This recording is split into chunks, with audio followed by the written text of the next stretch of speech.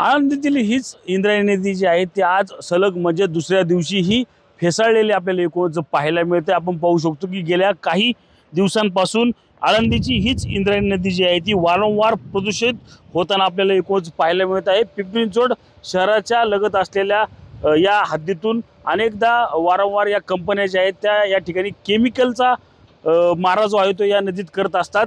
त्याचमुळे आपण पाहू शकतो की कशा प्रकारे ही नदी जी आहे ती फेसळलेली आपल्याला एकूणच पाहायला मिळत आहे। आपण आज पाहिलं तर संत ज्ञानेश्वर माऊलींचा 750वा जन्मोत्सव साजरा जो आहे तो आजपासून या ठिकाणी सुरू होतोय। पुढील 10 दिवस जे आहे ते आळंदीमध्ये विविध कार्यक्रमाची जी आहे ती रेलचेल असणार आहे। अनेक भाविक वारकरी जे आहेत ते या ठिकाणी दाखल झालेले आहेत। याच पवित्र अशा इंद्रायणी नदीमध्ये आचमन करत संत ज्ञानेश्वर माऊलींच्या समाधीचं जे आहे ते दर्शन या ठिकाणी वारकरी घेत असतात। मात्र या नदीची अवस्था आपण जर पाहिली अतिशय दयनीय झालेले आपल्याला एकूणच पाहायला मिळत आहे। अनेक नेते आले, अनेक राजकीय नेते आले, त्यांनी अनेकदा याची भूमिका मांडली, मात्र परिस्थिती जी आहे ती आपल्याला जैसे थेच या ठिकाणी जी आहे ती आपल्याला एकूणच पाहायला मिळत आहे।